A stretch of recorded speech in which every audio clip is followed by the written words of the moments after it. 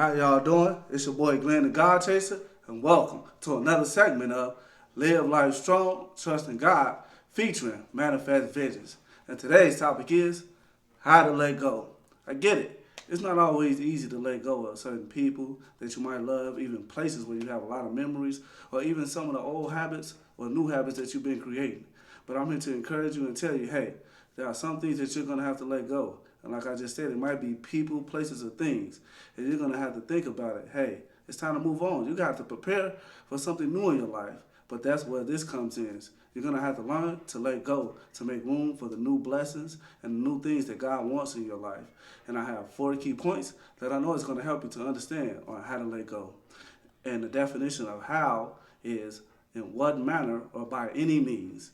And my first key point is, you know what you're going to have to do? You're going to have to think before you let go. You're going to have to sit and think long and hard about certain people, places, things, and certain habits that you have created over the years.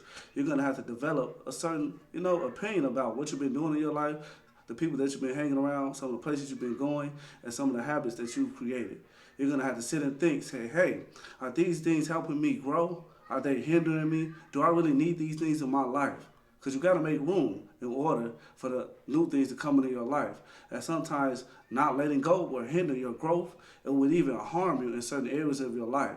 So I'm here to encourage you and tell you, hey, think about some of the places, people, and habits that you created in order to help yourself let go. And my second key point is, once you've thought about it, guess what you got to do? You got to make a decision or a choice on some of the things that you want to let go in your life. You got to sit, like I just stated, and think, okay, let me weigh my options. Is this really helping me progress in life? Where am I at? Where am I at in life? Am I still going to the same bars and clubs, doing the same things with my friends? Am I ending up in situations that I don't need to be in, hanging around these group of people? Or when I come around this person, is it always drama? Is it always anger? Are we always fighting? Am I always getting hurt when I'm around this person? Or are they hindering my growth? And I get it. Sometimes we can't always blame people, but some people in your life, you got to learn to let go. It could be family members. It could be a boyfriend. It could be a girlfriend. Or it could even be your friends. If you've known them for years, but you got to realize if they're studying your growth, hey, you're going to hinder your progress in life. And you got to understand, God will divinely connect you, like I've already stated so many times. And what my apostle says, divine connections. He will divinely connect you at the right place with the right people doing the right thing in your life. And you got to make room for that. Everyone in your life is not going where you are going. So you got to realize it's levels to this. It really is. And everybody's not going to meet you on that level. And even some of the habits that you created over the years, they might hinder you. So you got to decide, okay, hey man, it's time for me to give up certain things in my life. It's time for me to give up certain people. It's time for me to stop going certain places. I've noticed sometimes in people, when they've had a real bad breakup and it's caused trauma, some people go to that same place and relive that trauma, relive that breakup. Hey, I'm here to encourage you and tell you, hey, let that place go. Let that person go. And let some of them old habits go. It's time to grow and make room. So you got to let go for what God wants in your life. And my third key point is, hey, you're going to have to, you know what I mean? Separate your emotions. And when I mean separate your emotions, that means, like I said earlier, you could care about this person. You could have memories of this place for so long, but you never know. They might be binding you. It might be blocking you from your blessings. It might be stopping you from your next. So you're going to have to realize, okay, I can't attach my emotions to some of these decisions. I can't attach my emotions to what I'm thinking about when it's time to let this person go or let this place go or stop doing these habits. So you're going to have to separate your emotions. I get it. It might hurt. You might not want to hurt that person. You might be used to going to this place for years, but it's time to let it go. You might have been doing this habit, but it might be harming you. In the moment, it might make you feel good, smoking or drinking or doing certain things in your life. But when you wake up the next day and you can't remember what happened, guess what it's time to do? It's time to let go. I'm going to encourage you and say, take your emotions out of it. Sometimes you're going to have to think logically. That way it doesn't impair your decision making. That way it won't stop you from doing what you need to do to progress in life, So I'm here to encourage you and tell you to separate your emotions and learn how to let go. And my fourth key point, once you've done those 3 things, you're going to have to be active. You're going to have to be active in letting go.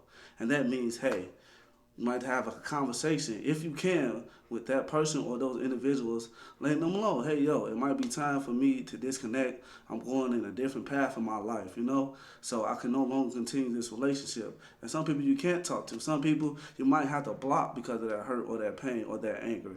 But it's time to let go. You don't want to be consumed about any hurt, pain, or any drama that happens in your life. And if you can have a reasonable conversation with that person, please do.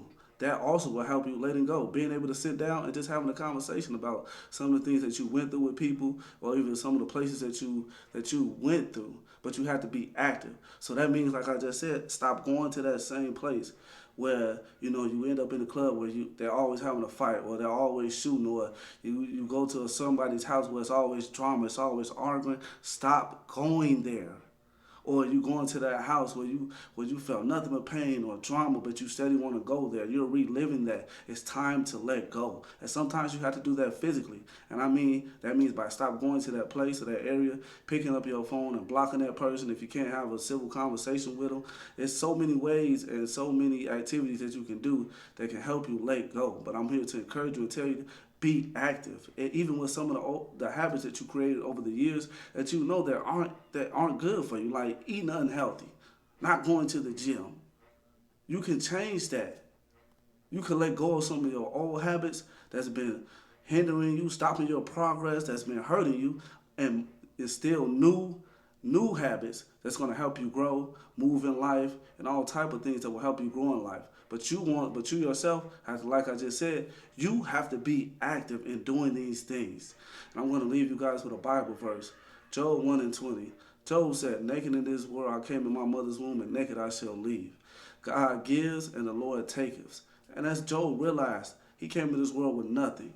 So he was understanding when things were happening in his life, that was easy. It was a little bit easier for him to let things go. He came in this world naked.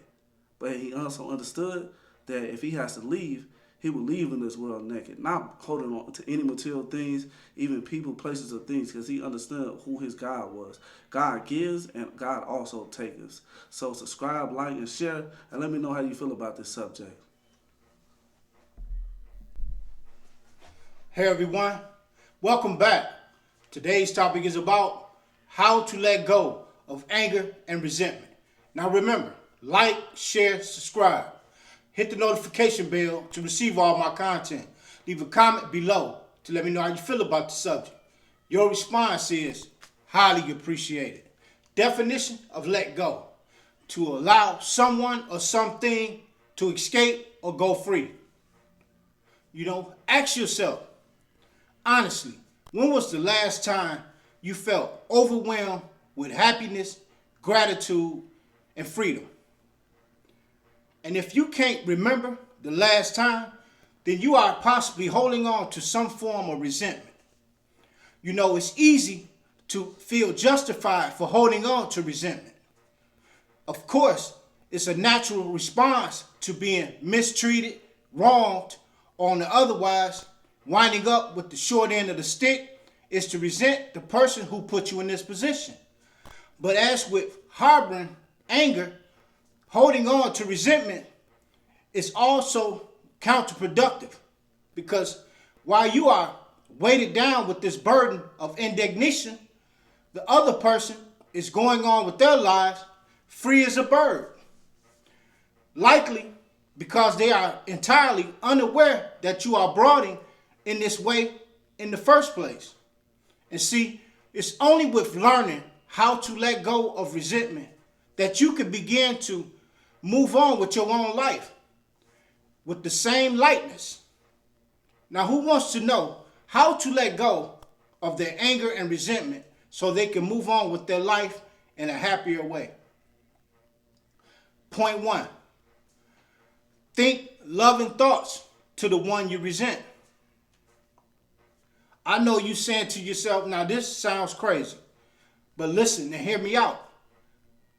When you pray that the person you resent has a blessed life, no matter if you with that person or whatever happened, wish them the best. And by doing this, what you are doing is you are chiseling away at the negative emotion that you have built up against this person. And this will allow you to regain your happiness in your life by not having these balled up emotions inside of you, which is making you feel unhappy and making you feel trapped. So you want to always wish the best for anybody that has ever did wrong to you or whatever. Wish them the best and pray for them and want them to have what you are blessed to have. And I know this is going to be difficult. It's going to be difficult at first. But with trying this every day, I'm not going to put a time limit on when you're going to really genuinely feel like that you really mean what you are praying for them for.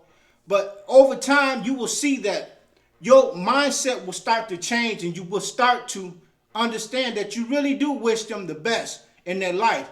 Whatever happened, you will always want the best to happen for them because this is therapeutic for yourself. So think thoughts of love for people that has wronged done you. Point 2, check your motives and expectations in your life. When you do things for people, do things out of the kindness of your heart. Don't have motives and expectations attached for when you do things for people. For example, if someone asks you to do something that they really need for them, and if it's on your heart to do it, and you say to yourself, okay, yeah, I'm going to do this for him or her, but and then when I need them, I'm going to expect them to be there for me to do this or that for me when I need them. But see, when we put resentment, when we put expectations and motives on things that we do for people, this is where that balled up resentment and that anger comes from, when the person can't come through and be there for you as you was there for them. Always remember, when you are in a position to give, just give from the heart. That way, when you call on a person to be there for you, you will be able to be okay with them saying that they can't be there for you. You will be okay with that because you didn't give with the intentions on receiving nothing in return. You gave out of your kindness of your heart because you had it to give at that moment. Point 3, be grateful. Always be grateful for what you have in your life. Being grateful for all the little things, big things that you have will not allow you to focus on the things that you don't have to feel ungrateful for. Always try to focus on what you have and try to cherish what you have and cultivate it to open up room for you to have more by being grateful for what you have now in your possessions. The things you don't have in your possessions now is not meant for you to have right now. When the time is ready for you to have these things, that's when they will come. But you have to be grateful for what you have now and not be angered or resent not having the things you want right now because it's not ready for you to have. And point 4, always keep an open mind for different outcomes. When we expect situations to turn out the way we want them to, that's great. That's fine. But things don't always turn out this way. You're going to run into some situations where things are not going to turn out the way you expect them to.